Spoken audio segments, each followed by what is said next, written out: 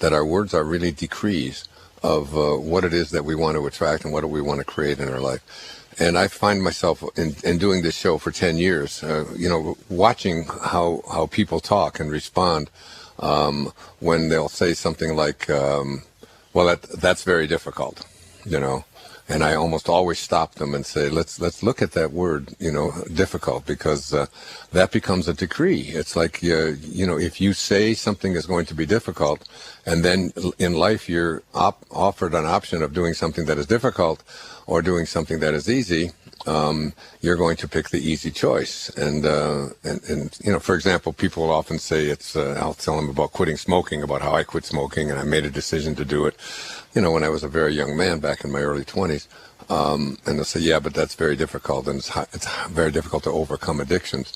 And I've overcome several addictions in my life that I didn't start out believing that it was going to be difficult, because if you do, then the first time that you're tempted to go back to having a cigarette or having that drink or taking that drug or whatever, the first thing that you say to yourself is, well, I can do something that's very difficult, which is to pass by it and have to live with the consequences of wanting it and desiring it.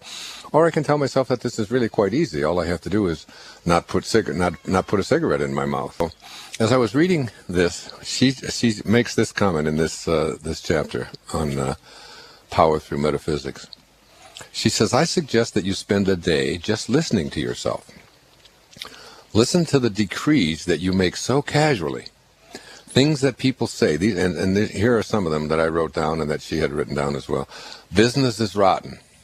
So that becomes like a decree. I've heard people say that. I have a dear friend who runs a golf driving range place, and I've heard him say so many times, business is terrible, business is terrible. When you start believing that it's the economy or that it's business, you're setting out a decree. It's literally a decree. And another is that kids today are a lost generation. So we look at the young people and we think, and we make this kind of a decree, and then every time we see a young kid doing anything, we sort of have this that we live up to. We'll never get there in this traffic. You can't trust anyone these days. It's not safe to walk in the streets. Don't touch that or you'll break it.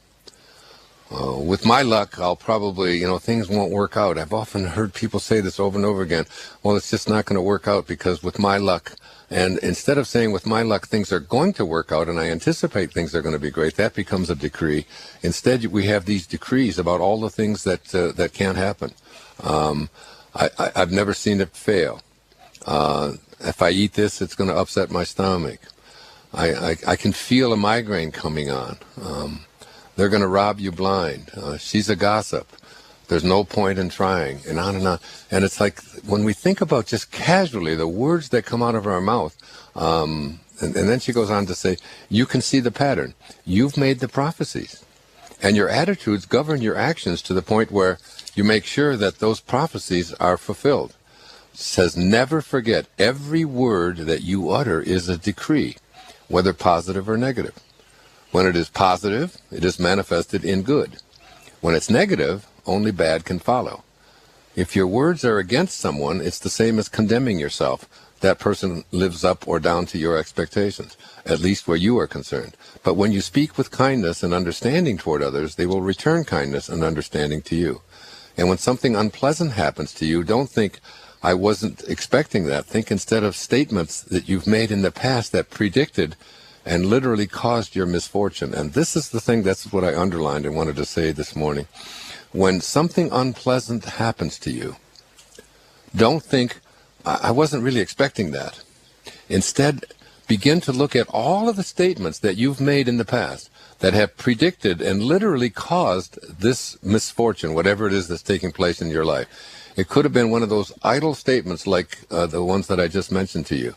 Like every time I make an investment, I lose my shirt, or I have bad luck, or think with my luck things aren't going to work out, and so on.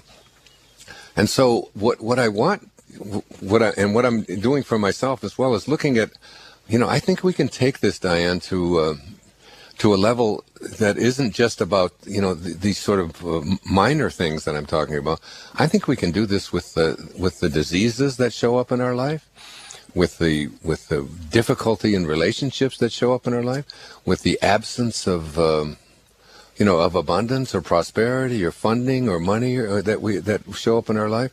If we were to take and just look at all of the things that exist in our present life and ask ourselves, how many times have I uttered statements or words or had ideas that I have proclaimed and decreed, and then they've showed up in my life.